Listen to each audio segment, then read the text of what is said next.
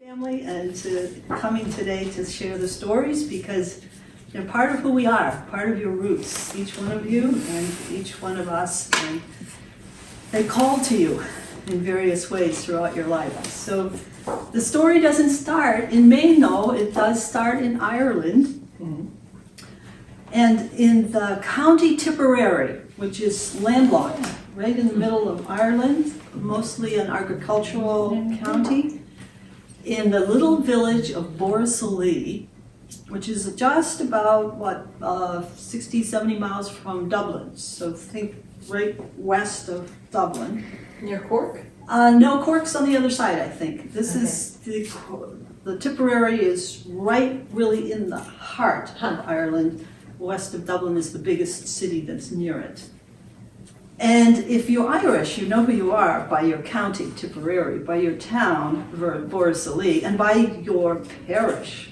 So all of the 95% probably of the people in Ireland were Roman Catholic, and the Carroll family was not an exception. They were Roman Catholic, so their parish was the parish of Drum.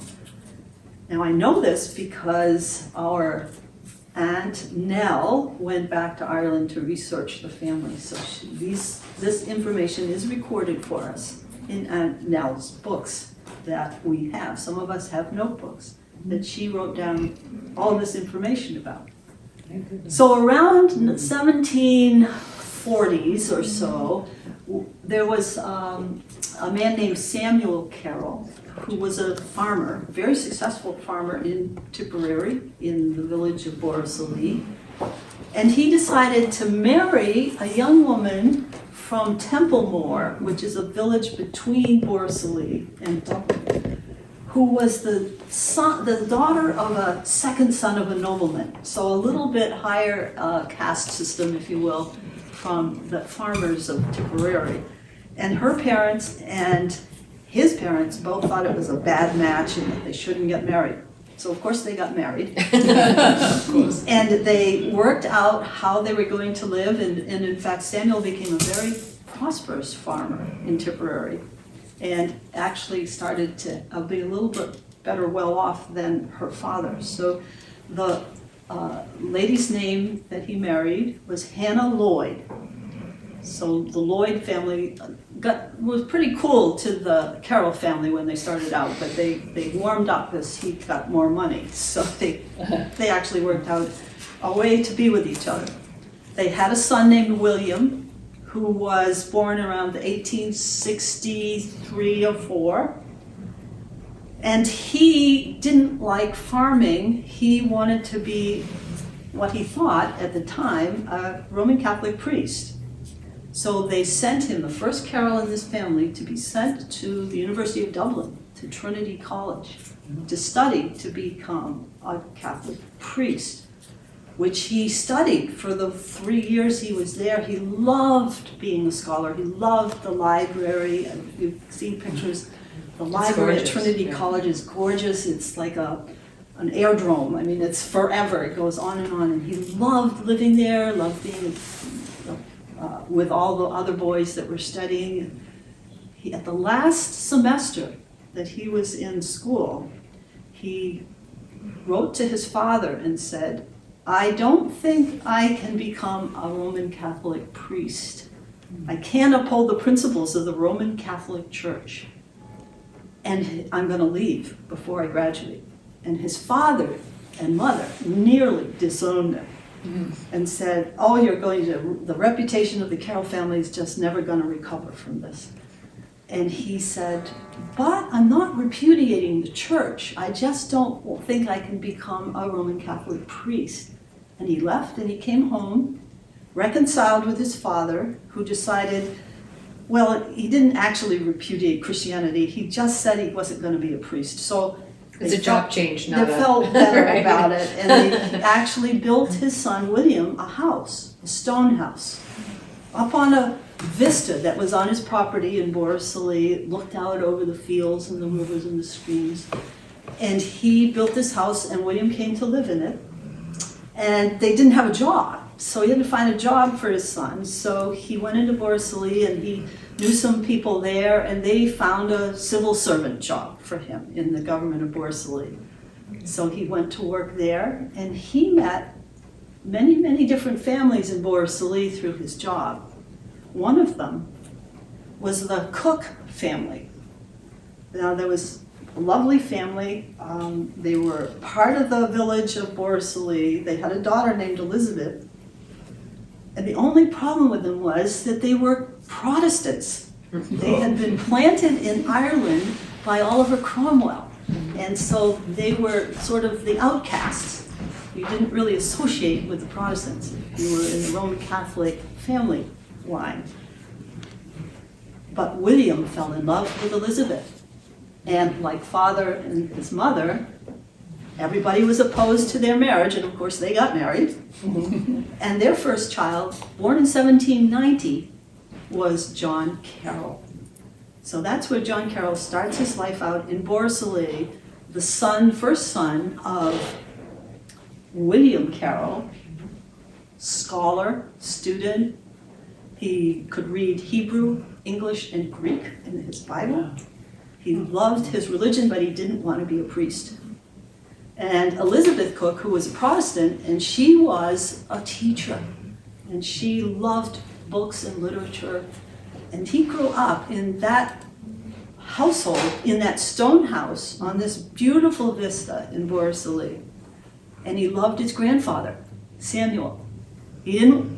John didn't like going to school, not so much. He liked agriculture, he liked farming, he wanted hunting and fishing. They taught him the manly arts of wrestling and boxing and fencing.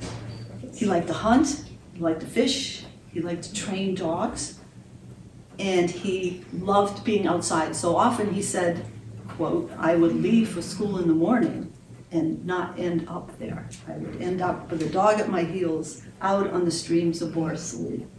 So John Carroll spent his first 20 years in this manner, loving his life in Borrisolli. At age 20, so that would be about 1810, he and a few of his friends in Borrisolli got mixed up in a little skirmish against some English tax collectors who were coming up the road to mostly irritate the residents of Borrisolli. But their job was to collect the taxes because Ireland was part of England.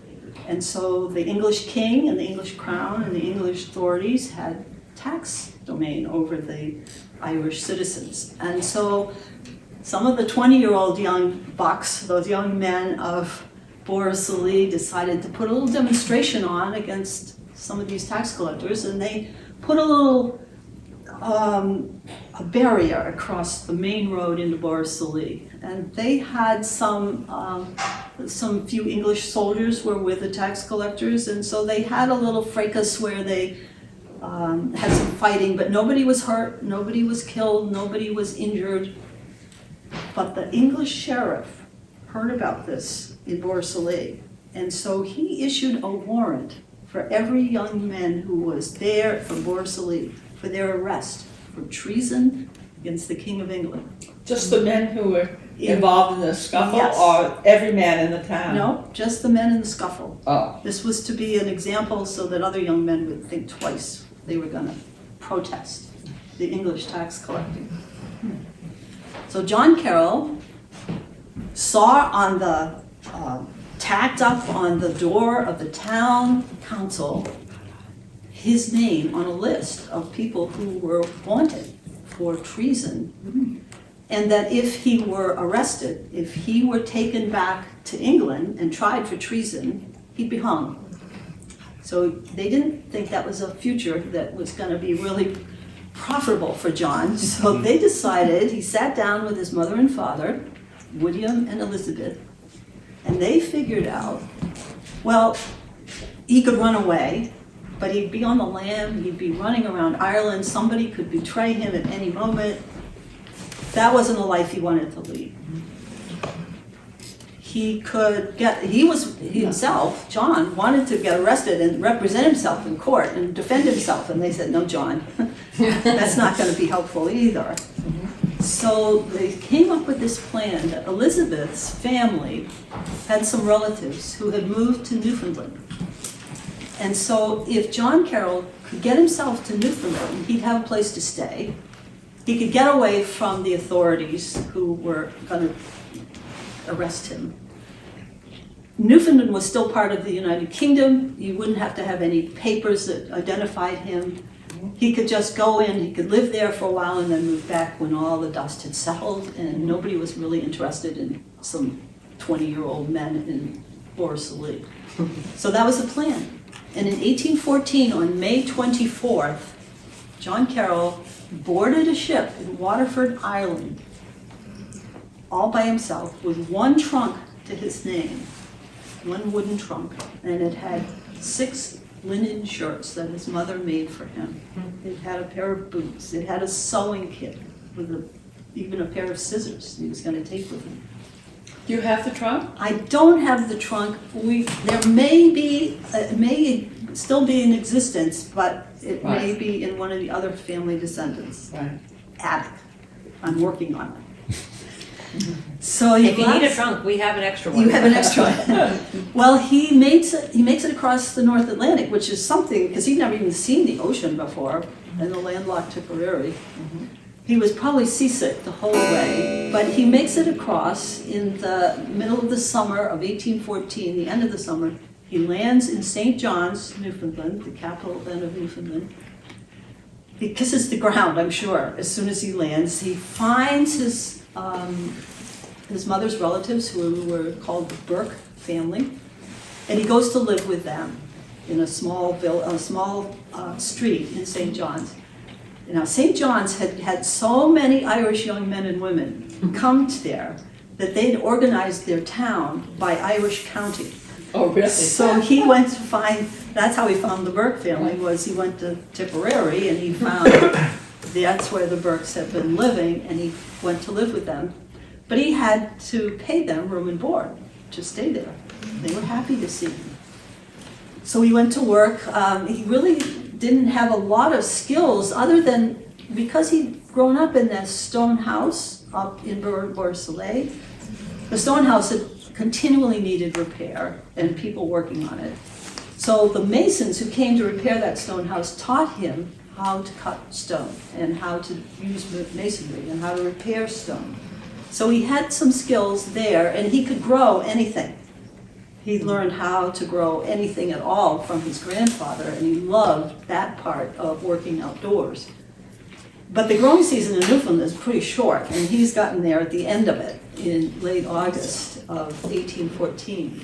So he goes to work as a mason, because he's not too clear about wanting to be a fisherman, and that's what most of the men did in St. John's. So he goes to work as a mason, helping to build new houses for new Irish young men and women who are coming over to Newfoundland. And he meets a young man, his own age, from Ireland, named Michael Bolger, who's a carpenter, and they become best friends, and that really helps him survive, because he has now a friend he can confide in. Michael as a carpenter, John as a mason, could build a whole house together, so they were happy. They would go out and they would build, and they would hunt and fish together. And John tried a little farming, but there really wasn't much of a season. So they had to become part of a group of men, most all the able-bodied men in Newfoundland, who in the late winter, early spring, went to the ice, which is what seal hunting was called back in the early 1800s. So every spring, late winter, for 6 years, he would do this. On 1820, the 6th year that he's been there in Newfoundland, living, and not really liking it, because although Ireland and Newfoundland look like they're on the same latitude, It's much colder. it's much colder because of the Gulf Stream really temporizing the Irish temperatures all year round, really. And in Newfoundland, what do you get? The Labrador current or something that's coming right out of the Arctic. So it's very cold. And John never really got used to that. He didn't like it. But all the able-bodied men had to get on a ship, late winter, early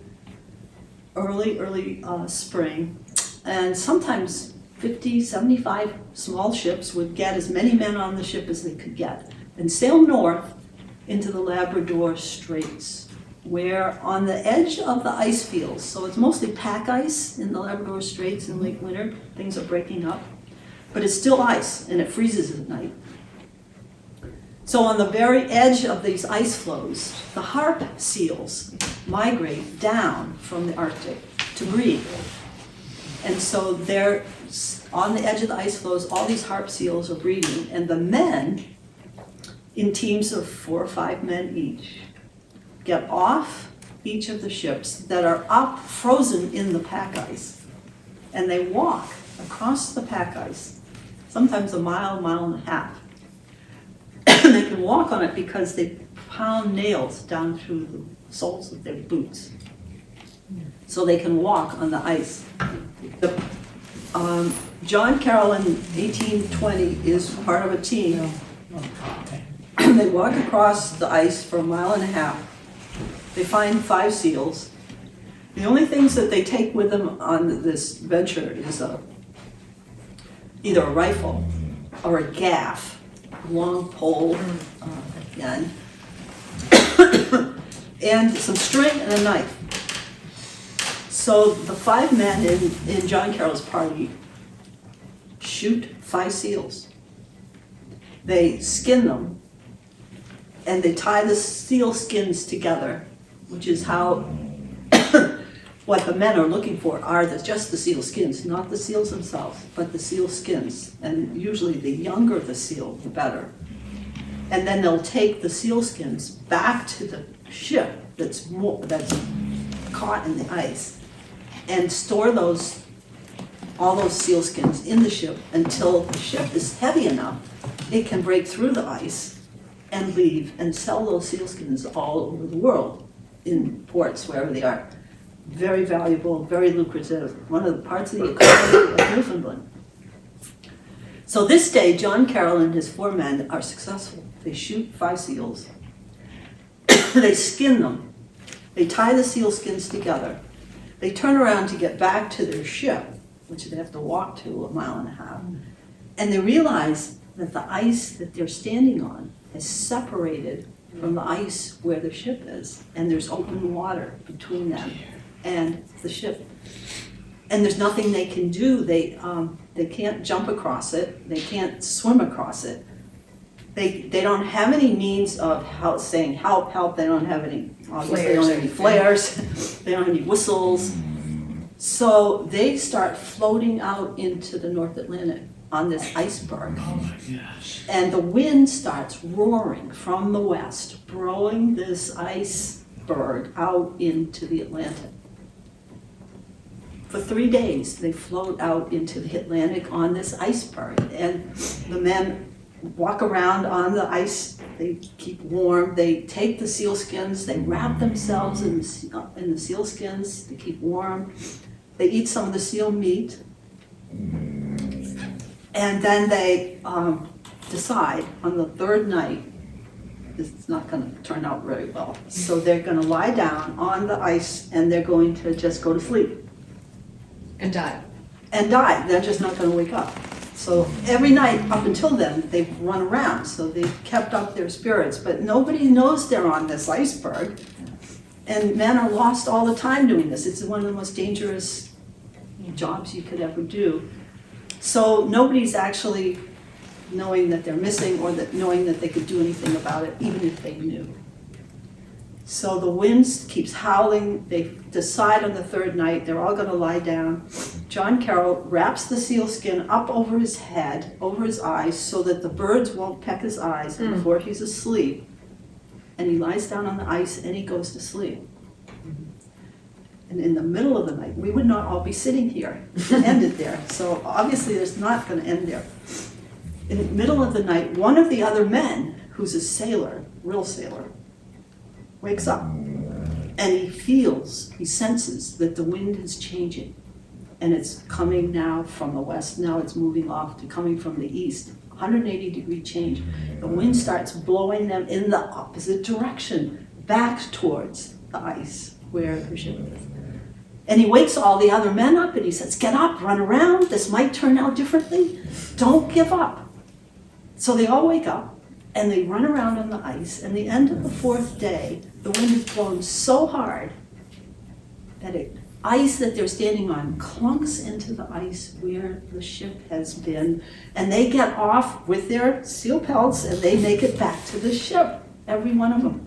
Not one of them dies of hypothermia, not one of them loses a digit to frostbite. Wow. Right. But John Carroll says to Michael, I don't want to do this anymore. And he said, I'm getting out of Newfoundland, come with me. And Michael says, I'm with you. Enough of this, we don't need to do this anymore. So they look up and down the dock in St. John's for a ship heading south. Now we're into the summer of 1820. They finally find a ship, the end of the summer, who's heading south. It's captained by a Patrick Sullivan. And they, good Irish name, so they figure, well, he'll take us on. And so they sign the passenger manifest to Patrick Sullivan's boat, ship. And they get ready to leave. The hours just before he weighs anchor and he's gonna leave, he says to the crew, because if you sign up as a passenger in 1820, you're part of the crew. You have to be. They can't put crew and passengers there. You don't sit with your feet up on the deck. So he says to the crew, I don't actually know the way south. and so I'm gonna need to get a navigator to go south. And they said, well, yes, get a navigator. We need to know where we're going. And Michael and John had put together this plan to go south to Washington, D.C. because they knew in 1812 that the British had come there. And what did they do? I don't know, remember history? They had burned Washington, D.C. Right. So John, a mason, Michael, the carpenter, knew if they could get to Washington, D.C., they'd have plenty to work. They could get to work. It's a lot warmer down in Washington, D.C. They wouldn't have to ever go to the ice again. And they could do some farming as well as building. So that was their plan. And when Patrick Sullivan said, well, I don't actually know the way from Newfoundland to Washington, D.C., they thought, well, maybe we got on the wrong ship. But Patrick Sullivan said, well, right next to him, moored in the same dock, was a ship that belonged to John Manchester, whose home port was Northeast Harbor, or Great Cranberry Island is where he actually would dock his ship. And he knew the way, because he'd go back and forth from Mount Desert Island to St. John's, Newfoundland every year to do some fishing. So now we're in the late summer, and he sends a navigator over to Patrick Sullivan's ship, but he needs a crew member in exchange. So John Carroll goes to John Manchester's ship. And the navigator goes to Patrick Sullivan. And Michael Bolger stays on Patrick Sullivan's ship. So they leave. John Manchester goes first because he knows the way, and he he sails from St. John's to Great Cranberry Island, where he docks his ship and unloads his fish, and he's home. And then 2 days later, around the bend into the Southwest Harbor area comes Patrick Sullivan's ship, and he docks right behind John Manchester's ship. And on the dock, waiting for Patrick Sullivan's ship, are two policemen. What? Two policemen. Now, apparently, they have a warrant for Patrick Sullivan's arrest because he's stolen the ship. Oh. Which had a little to do with why he didn't know how to get there. And so it's true. So they go on board, they look for Patrick Sullivan, and they can't find him. He's not on the ship. They look all over, he's not there. He must have gotten off somewhere, heard wind of being arrested, and he and his wife, who is also on the ship, have left the ship. So the two policemen have a warrant that they have to do something with. So they look at the passenger manifest, and the first two names on it are John Carroll and Michael Bolger. And so they arrest them for stealing that ship, when John Carroll wasn't even on it. And Michael Bolger was just the passenger. So they're arrested. The first thing that happens to John Carroll in the United States of America is that he's arrested for something he didn't do when he left Ireland in the first place, so he wouldn't be arrested for something he did do. So you see the story has a great kind of Right. integrity to it. It comes together in different places. So they're off with the two policemen, and in March of 1820, Maine became a state for the first time. It had been part of Massachusetts up until then. But you remember the Missouri Compromise in 1820. Missouri comes in as a slave state, Maine comes in as a free state. So Maine has to come up with a capital. They've never had a capital before. So they anoint Portland for the interim to be a capital. So that's where they take John Carroll and Michael Bolger, the two policemen. And they say, well, now you're going to have to stand trial for stealing this ship. Do you want a lawyer? And Michael says, John says, I don't need a lawyer. I'm going to represent myself. I didn't steal the ship. I'm going to speak for myself in court and for Michael. So they put him in court. They stand trial. John represents them, and the judge and the jury believe them, and they said, send these two kids back to Northeast Harbor, where they got off, where they were arrested. Not back to the St. John's, but back to Great Cranberry Island, where they land in the fall, early fall of 1820. Well, as soon as they get there, they have no place to live. They want a ship going to Washington, D.C. And John Manchester says, well, boys, I know you want to go to Washington, D.C., but I don't trust my ship out in the North Atlantic in the fall of any year because it's hurricane season. So I'm going to stay right here in Great Cranberry Island until next spring. You can live on my ship, but I'm not taking you to Washington, D.C. And you'll have to pay me room and board if you do. So they didn't have much bargaining power. So they said, well, okay, we'll stay there and we'll find work somehow.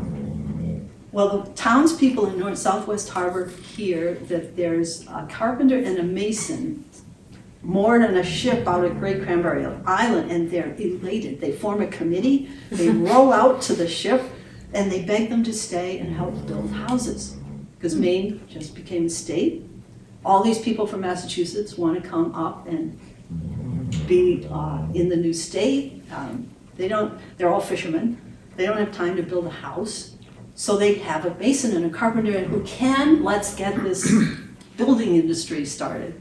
So John and Michael start building houses, some on Great Cranberry Island, some in Southwest, some in Northeast. All fall, they build. And then the ground freezes and they can't dig any more foundations.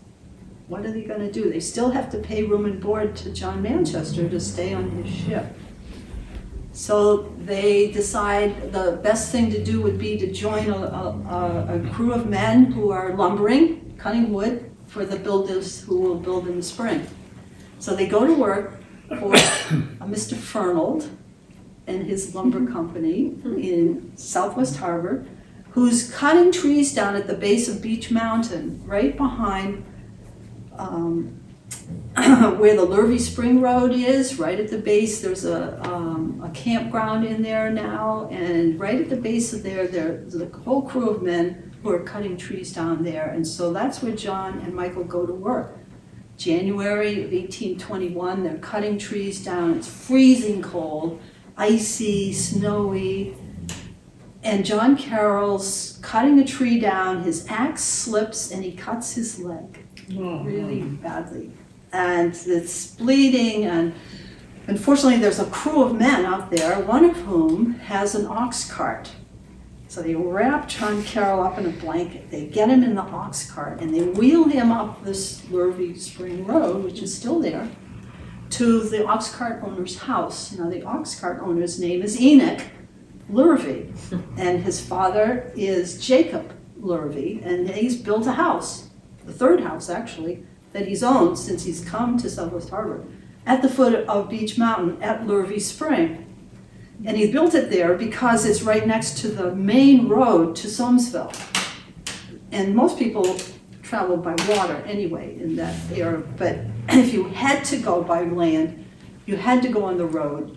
There was no road on the east side of Echo Lake. you had to go up and over Beach Mountain. And you could still walk that original road. If you know where to turn off the Lurvy Spring Road, you can walk the road that was the main road to Soamesville. So they get him into Jacob Lurvy's house. They get him unwrapped, they clean him up. Jacob wasn't there, but his wife was there, Hannah. And they clean him up and they send Enoch off to Soamesville, up and over Beach Mountain, to get the one doctor on the island, Dr. Kendall Kittredge. They bring him back.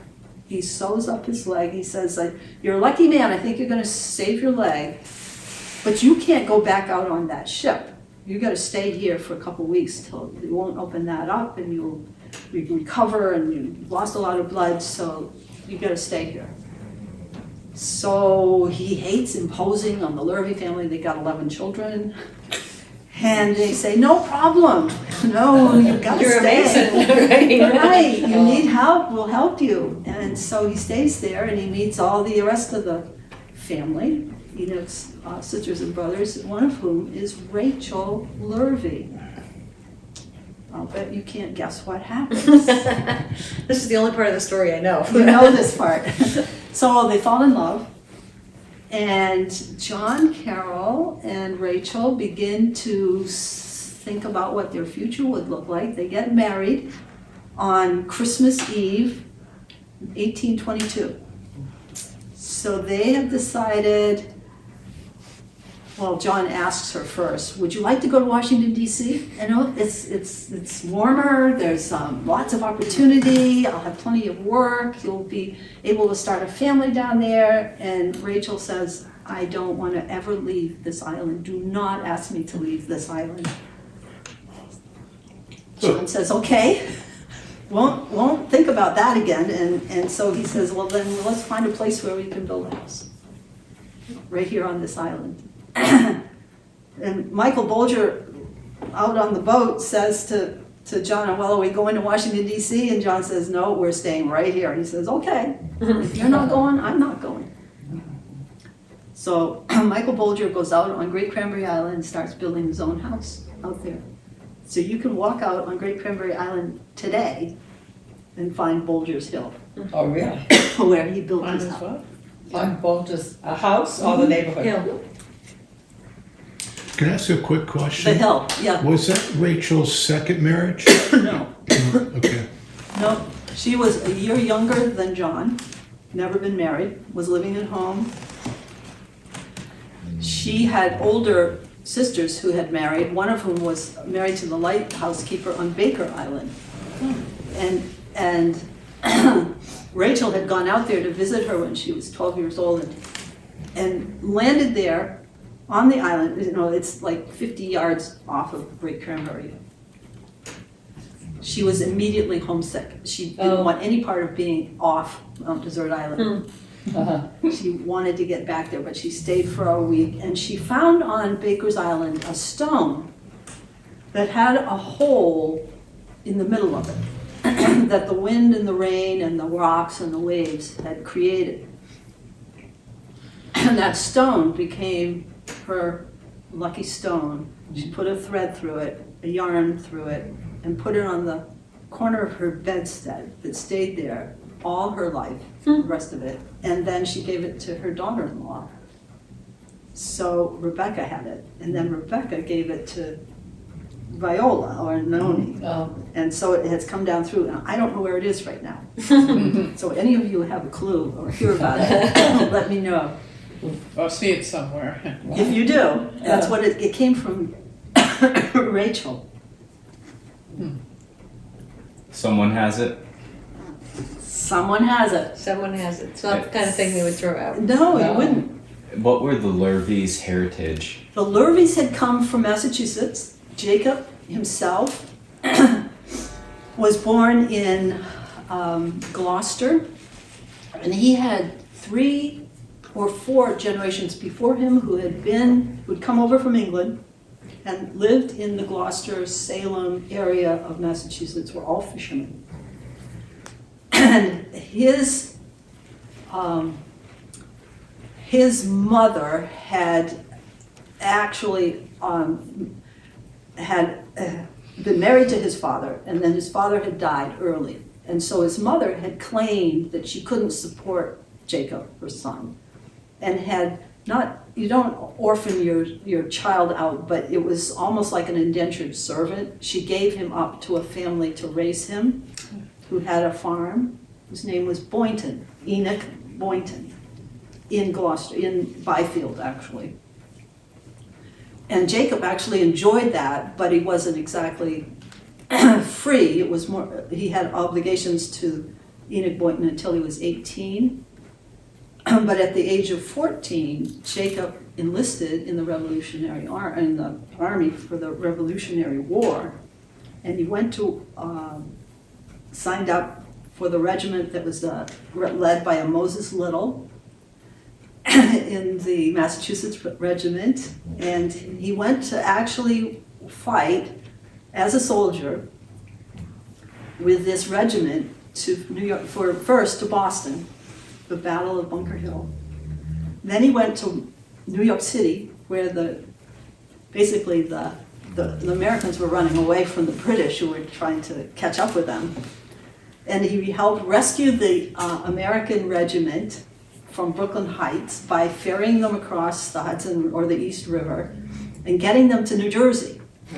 So then they could keep running away from the British all the way down. So George Washington was right there with Jacob Lurvy and his regiment all the way down the state of New Jersey to the Delaware River, crossed the Delaware, and on Christmas Day, do you remember your American Revolutionary history? George Washington gathers the motley crew of soldiers that are in the American Army, and he says, we're going to attack the Hessian soldiers and the British who were left in Trenton on Christmas Day, 1776. And so Jacob's there while they're getting all ready. It's a snowstorm. They have to cross the Delaware in these huge bateaus, 40, 60 feet long boats. And so all this regiment from Massachusetts was really handy because they could all row. And they knew how to handle boats. So they ferried the American Army, whatever that meant at that time, 3 battalions, across the Delaware River.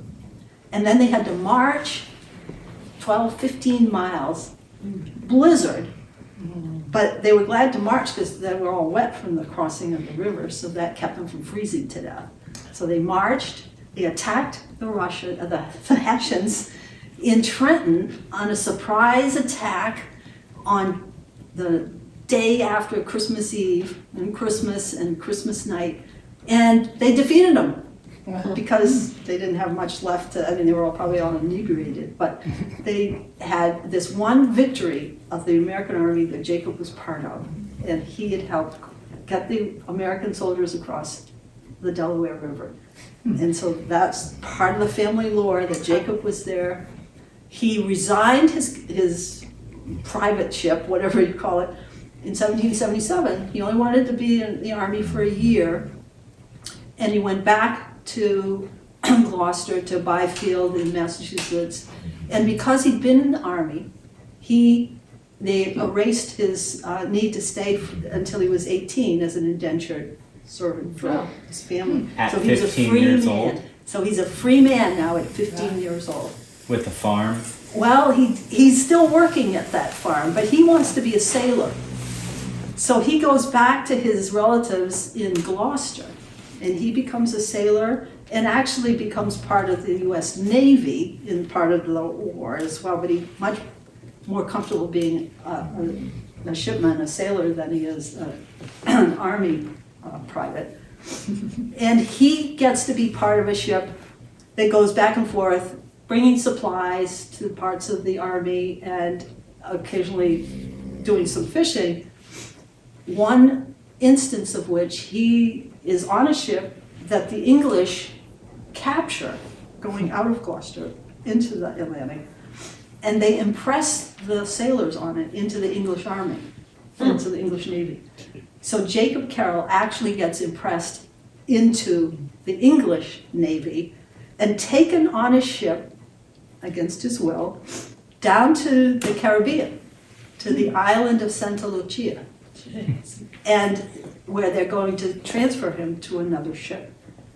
In the night, Jacob Lurvy and two of the friends who are part of the crew that got impressed jump overboard and swim to the island across the harbor to the island of Santa Lucia. And because it's an English island, they don't want to arouse anybody because the people on the island would turn them back to the Navy ships that are in the harbor. So they actually steal a little dory, a skiff, and they row 50 miles north to Martinique, which is French. And the French love the Americans, so they get saved by the French on Martinique. How did they know Martinique was there? Well, because they knew enough about Right. listening to the soldier, and listening to the shipmen, and knowing their geography, And they must have had charts. and seeing the flags on the ships that are Oh, around yeah, them. yeah, that would make sense. Oh, So they know it's French. So the French will revive them, they get them on a ship, and they send them back to Massachusetts. So Jacob Lurvy lives another life. So he gets back to Massachusetts, he gets on another ship. It is going to Balboa, Spain, and it gets it gets blown off course by a hurricane, and they get stranded on a really dilapidated ship in the Sargasso Sea. This is all before the age of 20. So he gets finally rescued. He describes that as one of the most harrowing experiences of his life, that they had no water Oh. to drink. And the captain of the ship knew that if one of their cargoes was rum, so that if you burn down the rum, all the alcohol in the rum, you'll get a little spoonful of water, enough for each shipman to get 1 teaspoon of water each day. And that was all they had to live on for weeks, until their distress signals were finally believed by another ship. Because oftentimes pirates would put distress signals out, and it would be a fake, and they would then attack the ship that came to be a good Samaritan and rescue them. But this time, they got rescued, and so he got back to Massachusetts again to tell about it. So he's lived about 3 lives by the time he's 20. And he comes back finally, and has fallen in love with the youngest daughter of this Enoch Boynton, Hannah, and they get married. And he lives for a while. They have 5 daughters in Massachusetts, and they live for a while in Massachusetts. And finally, he has a friend who's told him about a new little opportunity to build a new house on a part of the Maine coast, and they can have all the fishing they want. So he builds a log cabin on Norwood's Cove in 1790. Where's Norwood's Cove? And that's where the golf course is now. Oh, yeah. Right. That's the little area in there. Like Fernald's Point Like area. Fernald's Point area. So Jacob Lurvy and Hannah moved there when Rachel is 5 months old in 1791 in November. They move into a log cabin on Norwood's Cove with 5 little girls. And I'm sure Hannah just thought, what have I done? What have I done and gotten us into? So that's how the Lurvys get to Mount Desert Island. And he's going to stay in that house for a while. Then he builds another little house up further from the shore. And then he builds this house on Lurvy Spring over by the base of Beech Mountain. And that's where John Carroll is brought, and that's where John and Rachel fall in love. And now John Carroll and Rachel need to find a place to build.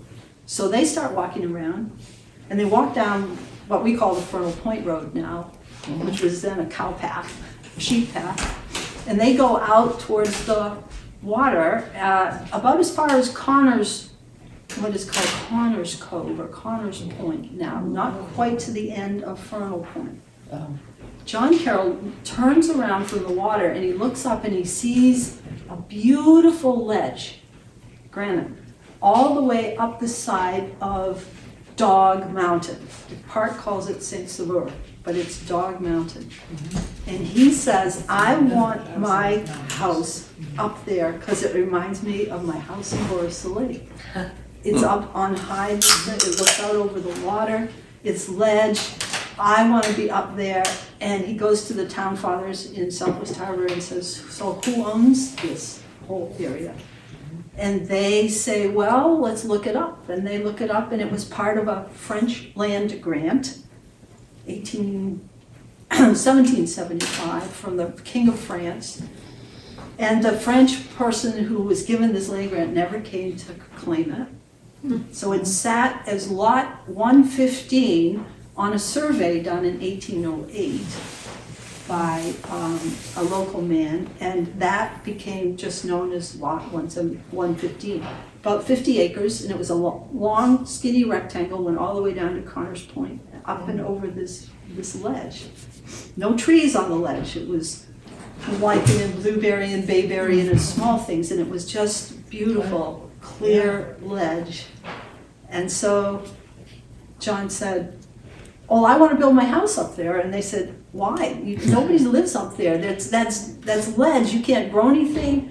There's no people, there's no road, there's no water. What are you talking about? He said, I want to build my house up there. They said, well, if you can build it, Right. go for it. And if you build your house and you possess something on that land, then that land will become yours by right of possession. So off he goes. That's about 1822, 23. And in November, on Thanksgiving Day, 1825, he and Rachel move in with two little daughters at the time, Elizabeth and Hannah. So it took him and Michael, and then Enoch, his brother-in-law, those 2 years to clear. There was forest right up until the ledge. So the ledge went up, and then it was forest on the side of Dog Mountain. And they had to clear it all by hand. They had to take out the stumps. What did they have? They had oxen, they had brawn, they had ropes, they had physics, they had, but not anything really to help clear this property. And he needed to clear enough land to have his gardens, and he had to dig into the side of Dog Mountain, which is totally granite and basalt. So he had to know how to cut granite. He quarried some granite that was right up above the house that's there now. So he cut some granite to be part of the field, with a field stone to be part of the foundation of the house. And he built this, it's not really a cape, it's like a Georgian style house that would have a kitchen, it would have a parent's bedroom, a small bedroom for the children off the kitchen, and a kitchen area pantry. And that was it. They had no back rooms yet. So that was all that was in the first house.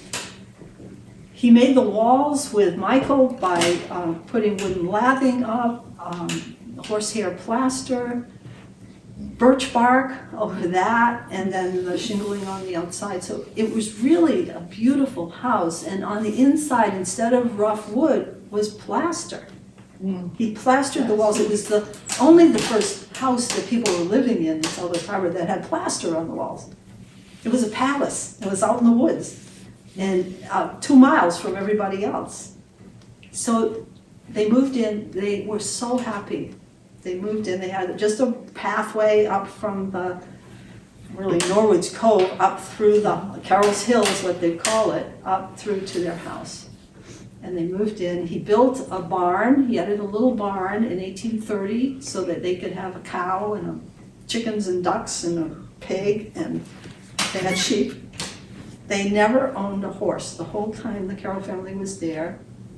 Anybody own a horse? Everybody, it costs a lot of money to own a horse, and they can't produce something you can eat or drink.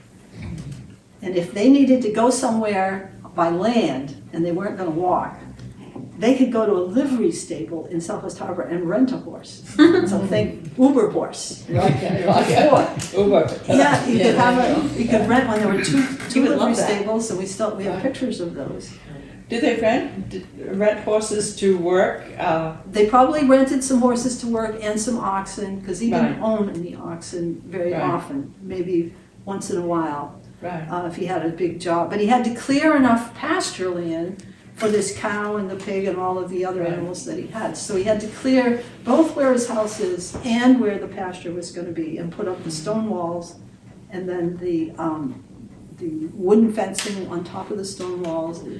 Dig a root garden, dig a kitchen garden, plant his apple trees, plant lilacs, currants, to support himself doing this while he's building these gardens in this house, he's working as a mason.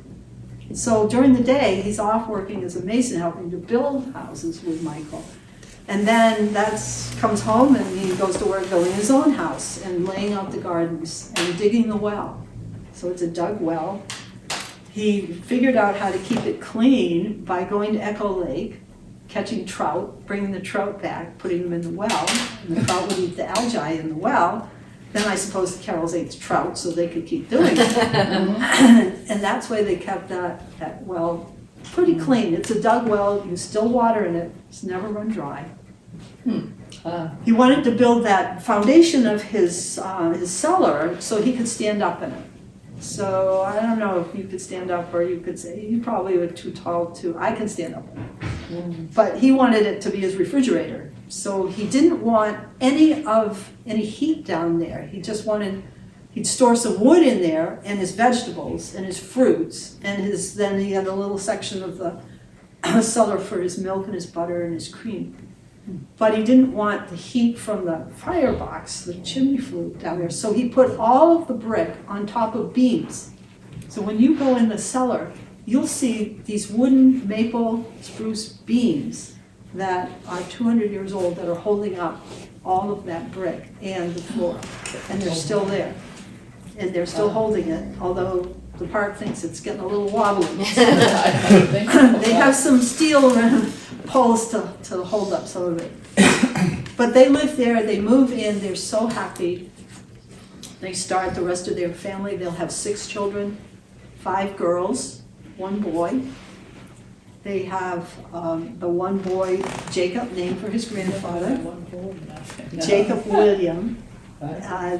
So named for John's father, William, and Rachel's father, Jacob. So Jacob William becomes the one boy who doesn't like masonry and who doesn't like farming and who doesn't want to be there, and he wants to be a sailor.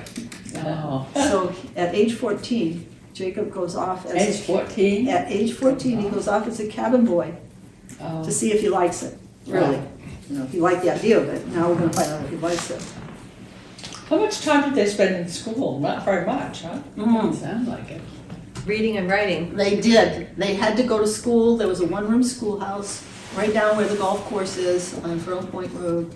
They had to go down there, and the parents insisted that their children all went to school. No arguments. Right. And they all had to go to church. There's no Catholic church now in Southwest Harbor. Oh, really? No, they decide that they were going to the Congregational Church over in Manson. So they all walked down the hill, got into their rowboat, and rowed over to Manson, went to church, carried their shoes with them, and they only put their shoes on when they were in church, then in the summertime. Then they would row back, and then they would come back and do all the chores.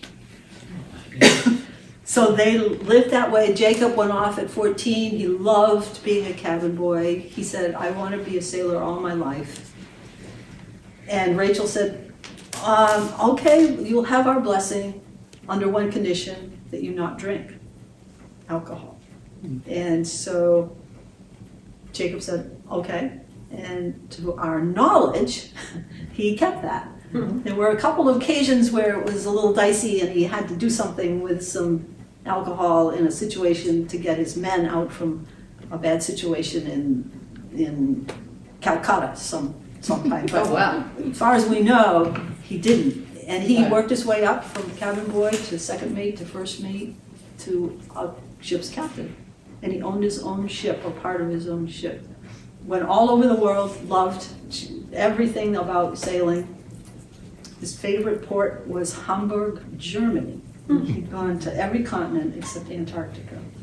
And he had seen all the ports, but he said, no, that Hamburg, Germany is the best and most beautiful port I've ever seen. Oh, And he'd send things back, so the mountain house started to get a lot of stuff in it from Jacob sending things back to his sisters and his parents.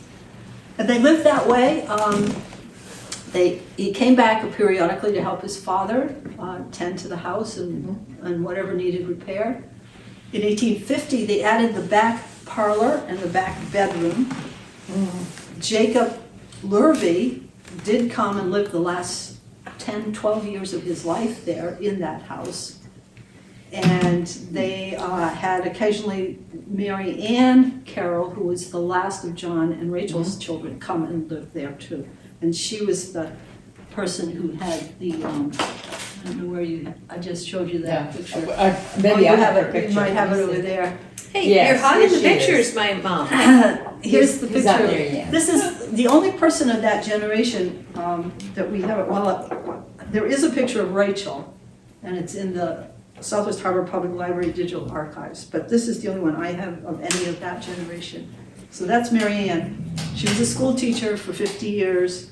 When she came to call, she examined all the members of the next generation to see that they were cursively writing perfectly and that they did all their homework. So she was a force to be reckoned But they with. loved her.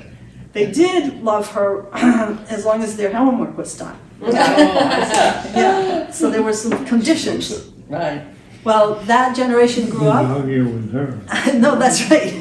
You wouldn't. No, so that generation grew up.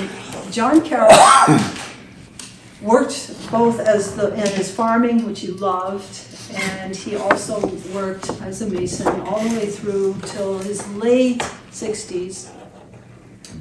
And he dies in 1867. The month before he dies, he deeds all of his property, which he's now acquired another rectangle of land, another 50 acres.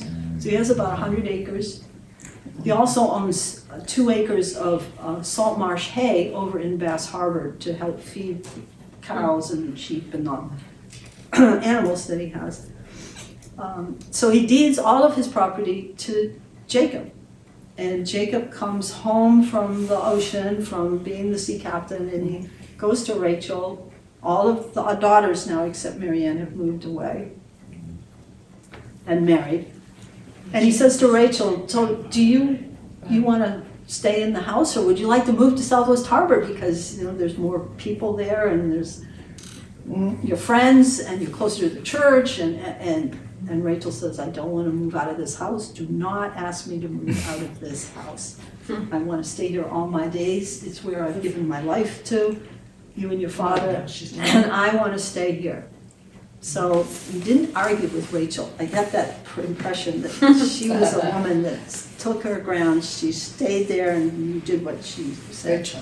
So Rachel and for Jacob said to her, well, for you to do that, we're going to have to give you some help because you can't do this really subsistence farming all by yourself. You can't handle all the animals. So she says, yes, well, who's going to help me? And so Jacob says, all right, I'll come live with you and help get you started. And that will work, and I'll just take time off from being a sea captain. And he actually likes it. He actually likes coming back, and he remembers some of the things his father taught him about masonry. He still loves the ocean, but now he's seeing that there's value in having relationships, because he's 40 years old in 1870. He's 40? 40 years old. He's never married. And how old is Rachel? And Rachel she's born in 1791, so if you can, who's got the math? What year are we? 1791 to 1870.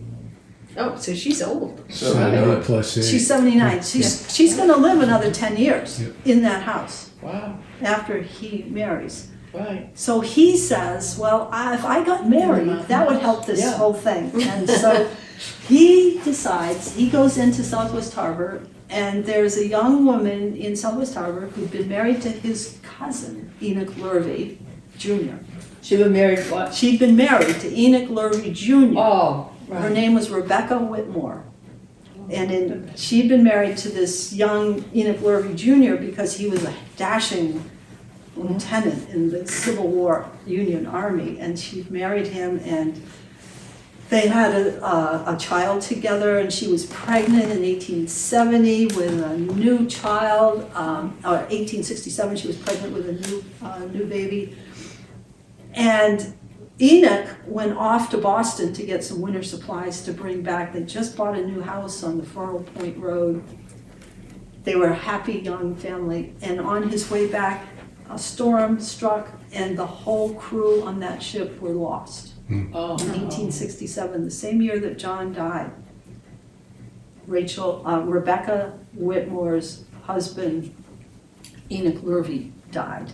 Oh. And she was left a widow in town with an infant son. Her first son unfortunately died. And she was pregnant? Or, And she was pregnant. so she had two, she would have She two would have children. But two, one but died. one of them died. So the one that she was pregnant with had not died. Oh. The other one died. She was a professional seamstress. She had worked in the town. She'd lived there all her life. The Whitmores were a long-time family, Southwest Harbor. So she went to work as a professional seamstress, sold that house. They started to make a life together in. Very sad situation. And Jacob knew her because she'd been married to his cousin. And he asked her if she would marry him in 1870. And she said yes.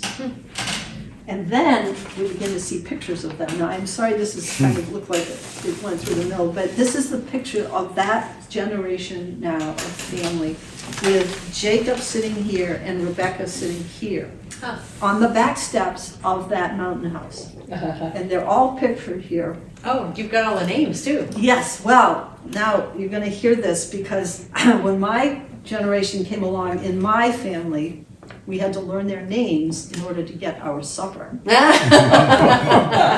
I had to work really hard at this. I'm gonna sing it to you because they learned it as a ditty. And you, Is this the picture that we had? yes, I Yeah. think so. So you're gonna sing it back to me and you get your supper. How's that? All right, if I can do this. Their names are, and the first name I'm gonna say is Enoch was the half-brother to these. So the little boy that she was pregnant Oh, with yeah. comes into the marriage with Yeah. her. And then they're gonna have 10 children from 1870. After, Ouch. and Jacob is already 40 years old. Fortunately, Rebecca's not 40. Right. No. No, What do they she's do for 27, amusement? so Oh, okay. we just want to keep things straight here. This is not immaculate considered. So their names are Ian and Nell and Gert and Fan, John and Kate and Alice, Sade and Grace, Lloyd and Ma, Pa and Anna Beatrice. And then what's the other? Ian and Nell and Gert and Fan, John and Kate and Alice, Sade and Grace, Lloyd and Ma, Pa and Anna Beatrice. It goes to Pop, goes to Weasley. Ian and Nell and Gert and Fan, John and Kate and Alice, Sade and Grace and Lloyd and Ma, Pa and Anna Beatrice. All right? Yeah, no. Well, I got my supper. I was interested in. We already had ours. You had yours, I know it, I should have waited and done this. Done it earlier, yeah. Well, those are the 10 girls. You notice there are 8 girls in there. So who's doing all the subsistence farming? The girls. The girls, because there are 5 girls in the first generation, 8 girls in the next generation, and the boys are learning masonry from their father. Now Jacob is back, and he's starting to do masonry more and more and giving up his captaincy of the ship. So he's living and working in Southwest Harbor, and it really spread out. And so he did a lot of masonry in Brooklyn, in Blue Hill, in Northeast Harbor, out on the islands, Bar Harbor. So they were doing masonry all around many of the foundations. Somersville, all the older homes where all the foundations and the chimneys were built by the Carrolls. Now, did he ever go back to sea? No, well, he did a little bit of the coastal shipping, but Right. by then, the 1870s, what was happening to the shipping industry? It's trains, yeah. Yeah, engines, steam engines, and so Right. the sailing Oh, was huh. a little bit Yeah. of the past, and What happened? he, They were having, they turned to to engines and Oh, away from the ships. sailing ships, and that And was. he had a sailing ship. Yeah, he did. And then he lost a lot of money because one of his ships he invested in went down on its maiden voyage. So they didn't have a lot of money after Jacob takes over, but they are still doing the subsistence farming. Mhm. Everything they eat, everything they're producing, they're not buying it in a store. They're creating it themselves. I was gonna say, that sounds like Mary Lee's crowd. That she Yes, was Up in it does. Alaska, she would love this. Right. Well, then she was here. She She heard would. it. I wish she was. She I did. wish she was. She came this summer. So the little girl on the far end, I'm gonna diverge here because first of all, here's Pa John. He's right in the middle. I'm gonna see, I'll hand Right. this around. So Pa John is in the middle, the oldest Yes. son. Right. So that's John Carroll. He didn't get a middle name that I know of. I don't know of one either. And his way over on the end is his younger sister Sarah, and she's my grandmother. So that's how I get into the game. You get into the game through Pa John. Pa John, right. And so my grandmother Sarah is over here. She's 8 years old. I think it's pretty neat to see a grandmother when she's 8. Yeah. Because I never thought she was ever 8 when I knew her. She was quite old. And so she never looked like she was 8. But that's how I get into the family. And this picture is taken in 1889. It's the only time a picture of the whole family was ever taken. Oh, wow. Because in 1890, the third daughter, Fanny, remember some of you saw an F on that quilt? Mhm. Fanny dies of consumption in 1890, which is tuberculosis. And she was the only one in the family that contracted it. She got it at school, in the one-room schoolhouse. Mhm. All the others, there were 7 Carrolls at one time in that Right. schoolhouse. And She's they the lived only close one. together. They They must did. have had to. But they must have isolated her somehow. Right. And she caught this and unfortunately was sick during the fall of 1889 when they were making this quilt. And we Oh. think that people put the F near the center of the quilt because it was going to be for Rebecca. So that Rebecca was devastated to lose a daughter. And they knew she was sick and would probably not recover. So they sewed the F right next to the heart, 2 Fs, right next to the heart of the quilt would always be over Oh. Rebecca's heart whenever she used the quilt. Oh, And that's why I think those 2 Fs stand for Fanny's name. But the family never, ever, was ever, therefore, taken a picture of again. And so you have this picture of the family from 1889. and Gertrude died. Well, she died, but not till after, not till She died when? 1917. She died in 1917, Oh. the year after Rebecca died. Oh. What did she die of? Old age, I guess. She had epilepsy. And she could have had a seizure that was fatal, I don't know, but she had spent her life from birth having grand mal seizures. And so there were, Exhausting. yeah, and they had no cure, they had nothing to really control them. Gertrude was born in 1873. Nell was born first, 1871. You hear Nell's name a lot. And then Gertrude was the next oldest. And she would have seizures. They would, all of a sudden, she would just go off in the woods and have a seizure. They would help her recover or to make sure she didn't gag or drown. But she would come back and then recover. But they didn't let her go to school very often for the whole time because she would might have a seizure there and didn't want that to happen without their being around. So she lived with her mother her whole life and did some sewing and tended out on the other kids. But the others all survived, but in 1890, after then, the only pictures we ever had were that picture of the whole family and that quilt. So they're both photographs, really, of the family. Well, my grandmother grew up until she went to high school actually in Blue Hill at George. In Blue Hill? Yes, she did. Because at the time, I think Jacob was working for Dr. Tenney in Blue Hill. And so she could go and stay there and board and go to high school. So she went to high school there, and then she met Wilfred Kittredge, the great-granddaughter of the doctor who sewed up John Carroll's leg. Wilfred Kittredge. Joan, would you like to take a break? I was gonna say, there's a cookie right here for I'm you. almost done. I'm on the downward swing, so, Our John, was he second or third generation? from John Carroll? Yeah. Third. Third, okay. Well, John Carroll had a son Jacob who had the son John. Yeah. So the third one from John Carroll. Yeah. So, What, say that again? John had a Jacob? no, Jacob was his father. Yeah. So John Carroll Right, had Jacob William, and Jacob William had John. I see. Okay. And John had the 6 children, the 4 boys and the 2 girls. So wait a minute, I thought Philip, Fourth generation. 4th generation, he was one of the 2 boys? 4 Four boys. boys. 4 2 boys. girls, 4 Okay. boys. And I'll tell you their order. They didn't teach me a ditty for that one, so I could do that without having to charge you for supper. But I will tell you that why I have this doll, Sarah, this is the doll Lydia, is because Sarah married Wilfred in 1903, and they started a family. They had a little boy, Milton, in 1905. They had a little girl, Ruth, in 1907.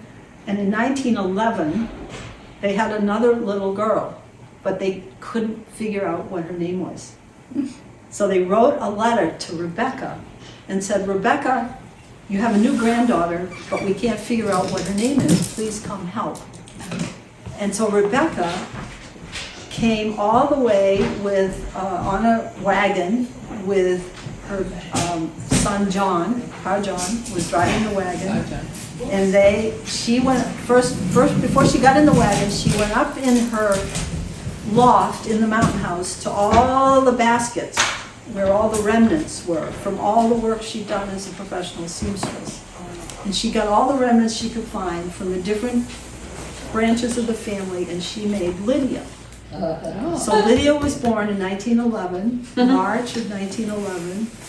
This is the original dress that she made for Lydia. You can see it's pretty worn out on the front. The back is pretty good. Pretty. All handmade. Oh, that's the back? That's the back. That's the back. This is the front. But is it linen? Because it's Yeah, so thin. It's cotton. You can just be very Oh, it's so careful. thin, you can see through it. Yeah. But maybe it's just because it's so old. Well, it's old, and when Lydia turned 100 in 2011, we had a new dress made for her with the exact same, made of the same way. Right. Not the same material. But we kept all the original slips on, so this all is cotton, and then this is embroidered. All this and by the hand. crochet, It right? crocheted, Oh, wow. crocheted. Crochet. And then the lining for the Coats. fleece, Yeah. the flannel to keep her warm. You know, these were layers before Ella Oh, Bean yeah, thought yeah. about layers. And then the bloomers. And she had silk stockings. They were real silk.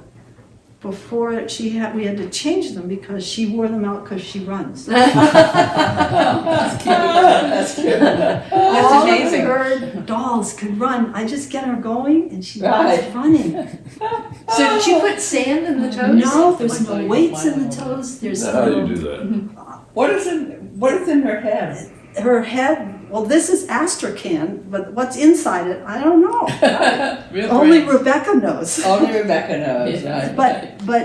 But Lydia was such a beloved. She came over to the Kittredge house in Tremont, and she became my mother's very best friend because Lydia said that baby's name is Evelyn. Oh. Oh, So the family lore is that Lydia named my mother Evelyn, and they became very best friends. That's my mother cutie. holding the doll, Lydia, right here in her front yard. Oh, wow. So that's how why Lydia knows all of these stories is because all of those remnants came from all the different branches of the family. The Lurvies, the Whitmores, the Stanleys, The work on Carrolls. this is amazing. Isn't it? It is. It's The stitches, So- the pleating. How do you spell Evelyn? Evelyn is how my mother spelled it. And I will say, my mother hated her name, but she, Oh, she did? but she kept it, and they called her Evie It sometimes. probably was old fashioned even Yeah. then. Right, but mostly they nicknamed her Dumps, so I can't, That seems worse. that seems worse to me Say too. what? Oh. They called my mother Dumps all through high school. Oh, And, D-U-P-M-P? yep, I know, I can't explain it, but she actually liked it to Evelyn. Better than Evelyn. So Lydia comes with me now. We know Lydia once had blue eyes, bright blue eyes, and black shoes, but I wasn't around when this doll was first made. Right. So I didn't know that until my aunt, Ruth, who was 4 years older than my mother. My mother actually died when she was 72 back in 1983. But my aunt lived into her 90s, and she was in a nursing home in Bar Harbor and had mostly on Alzheimer's, one of the dementias. Hadn't known who I was for a long time and hadn't known her daughter, anybody. She was alive. I went into the room with Lydia one day like this, and Ruth sat up in bed and said, "Lydia, where are your blue eyes? Isn't that funny? Where are your black shoes?" Right. It was this amazing moment out of the past. She Right. was so clear. What was Ruth's last name? Dolliver, Sarah. Kittredge Dolliver. She was actually Ruth Carroll Kittredge Right. Dolliver. And my mother was mad that they didn't give her a middle name like that. My mother had a few things to The complain name was a about. problem. Yeah, there was definitely a problem.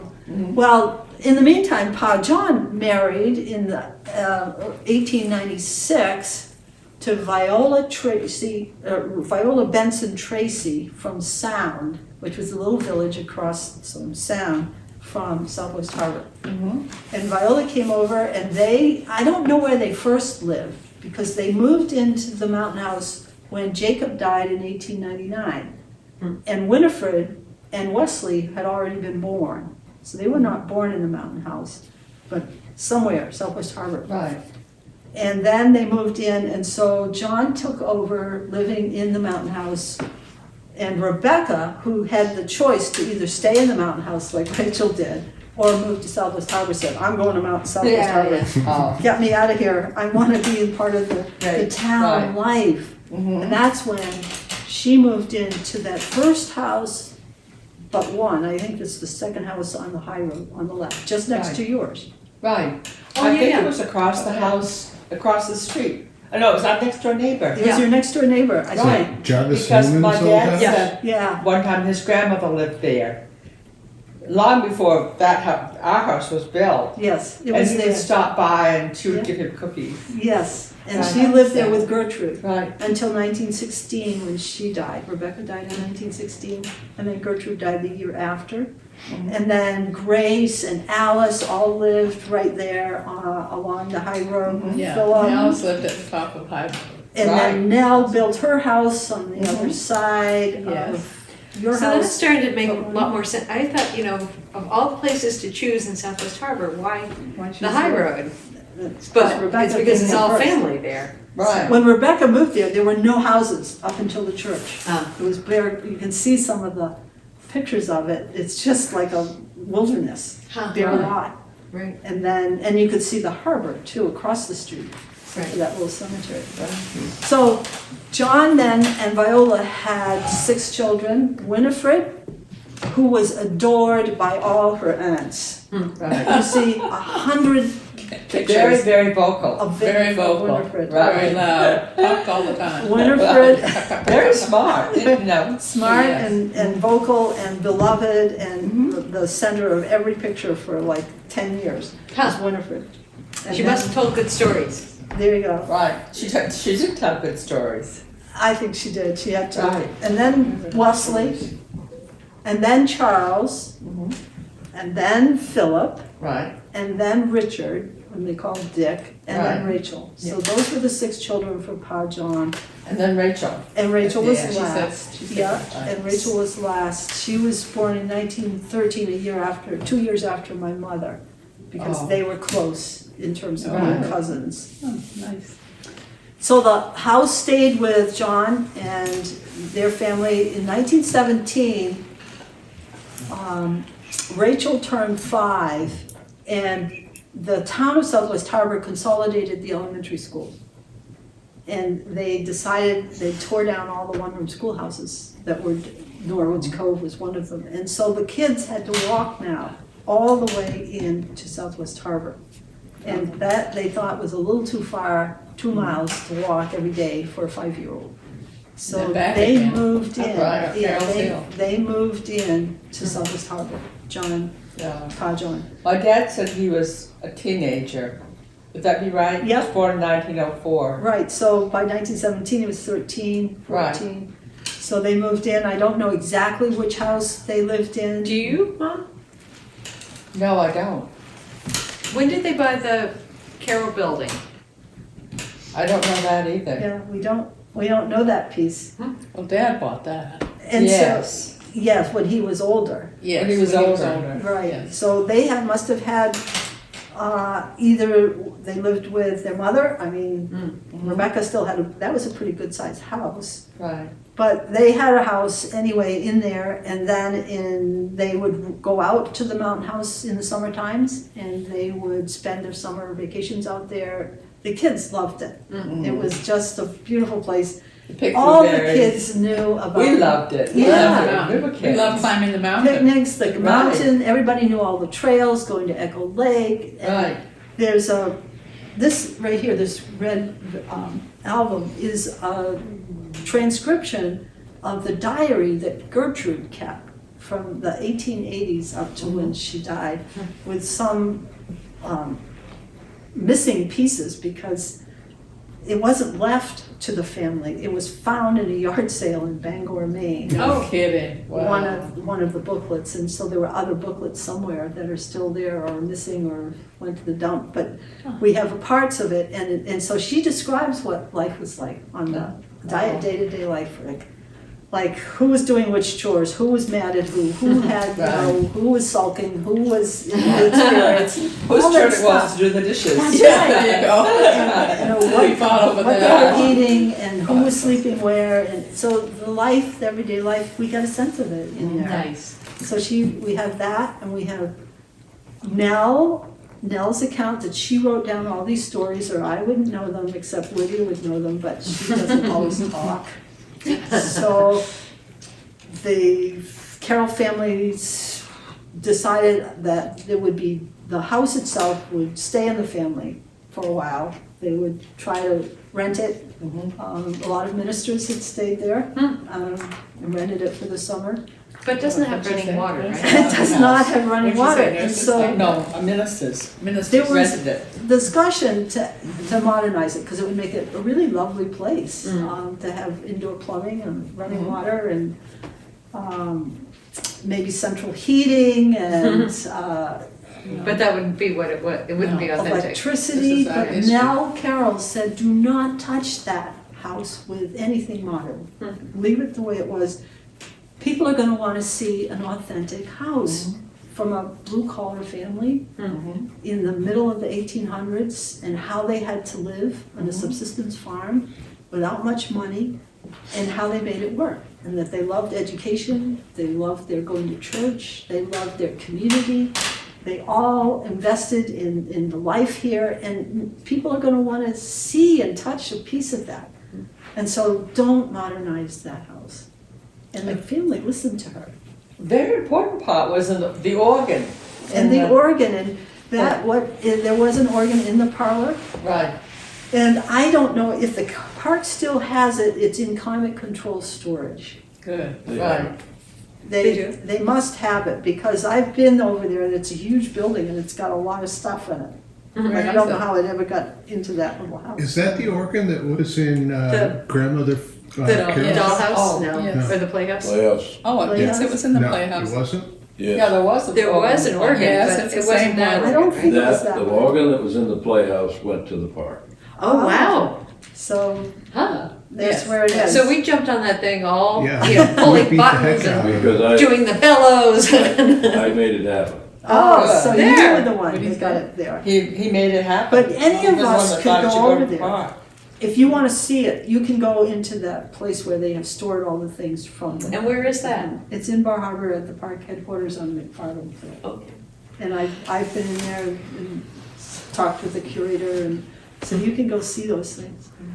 But the family couldn't keep it safe. They couldn't keep No. it up, the upkeep of it. They couldn't guarantee that it wouldn't get trashed or raised or. No, right. So they approached the Maine Coast Heritage Trust at first, and then that didn't work out because the trust likes the land, that they don't want the buildings on the land. So the national park, since they own St. Saveur Mountain, it was kind of a logical place to go to, and they took it over in 1982.